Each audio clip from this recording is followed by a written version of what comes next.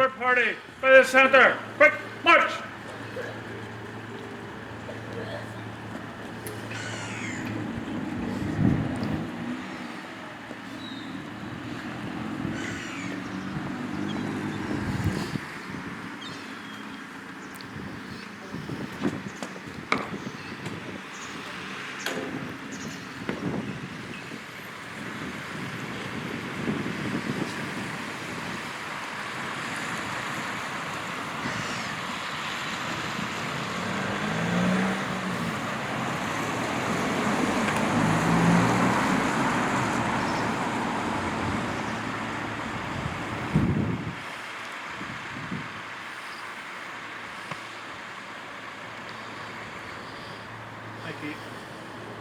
I'd like to welcome you all here this morning. I'd like to thank Jason Burke who wrote this oration today.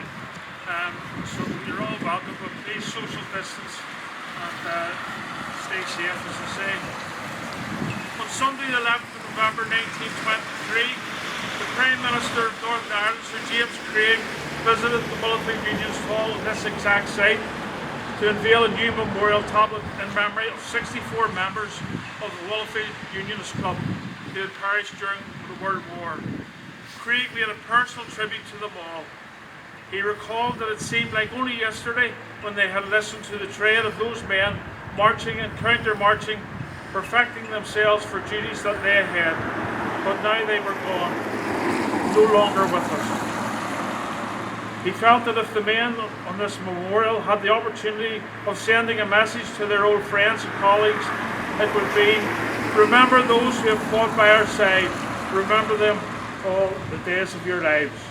And so with the sentiments of Sir James Craig foremost in our minds, we gather here today at Willowfield, determined as ever to offer our solemn remembrance. In doing so, we remember that this is a diverse memorial in that it reflects many aspects of the military service during the First World War. The 8th Battalion Royal Irish Rifles Ballymacard's Own are of course well represented here, as are other units of the 36th Ulster Division. However, it is worth acknowledging that the majority of the men inscribed to this memorial served in units outside of that famous division. Nonetheless, they were all bound by their sense of Ulster unionism, evidenced by their membership of the Willowfield Unionist Club during the Home Rule crisis. Diverse too were the individual motivations for becoming involved in the war once it had broken out in 1914. Some were professional soldiers or reservists and had no choice in the matter. Others were in search of regular pay or an escape from the cramped and claustrophobic streets of Willowfield. Many were undoubtedly motivated by a sense of patriotic duty to one's nation. Wallace McMullen Woodside, for example, who features on the memorial, wrote poignantly in his will on service. I have kept the promise that I gave to mother before leaving, to be aware of wine and women. Now I give my life to my country. Wallace McMullen Woodside died on the 5th of July 1916 with the 14th Battalion Royal Irish Rifles. He was 26 years old. Whatever their reason for taking part in this conflict, we may take heed of the sentiments of the Second World War veteran, who when asked why he and his comrades enlisted, simply replied in the mistaken belief that we can make a difference. Having served in a wide variety of military units, these men experienced a multitude of battles and theatres of war. Consequently, men from Willowfield now lie in military graves in Gaza, Belgium, Greece, France, and indeed closer to home in Belfast City and the Dundalk cemeteries. One of those buried locally is Captain John Teskey O'Neill at 129 by Ladies Road. Born in County Limerick, O'Neill moved to Belfast and became a prominent member of the Willowfield Unionist Club and the Willowfield Battalion of the Ulster Volunteer Force before joining the Ulster Division as a commissioned officer. O'Neill was instrumental in setting up the division's training regime at Ballykindler and was viewed as something of a father figure to the men who served under him. Sadly, he died due to illness in October 1916, prompting a rare spectacle of a full military funeral in East Belfast. His coffin draped in the Union flag, was transported on a gun carriage past this very spot to the sound of a fife and drum band from the Royal Irish Rifles. Aged 54, John Teskey O'Neill was one of the oldest men from East Belfast to have lost his life in the war, and a reminder that it was not only a young man's war. O'Neill's story is but one of 64 associated with this memorial, because behind every inscription is an individual tragic tale of someone from this area. 64 fathers, brothers and sons who left heartbroken families in their wake. To use John Teskey O'Neill again as an example, he left behind a wife and 8 children who struggled terribly after his death. Back at the unveiling ceremony in 1923, there was a notable absentee, Edward Carson. Instead, he sent a letter which was read aloud to those who had gathered for the ceremony. The letter finished with the words, "May the tablet prove forever a standing memorial of gratitude and an incitement to others. If circumstances require to be ready to protect the full liberties which those to whom you are doing honour have won." Thank you, Jason. They shall not grow old, as we who are left grow old.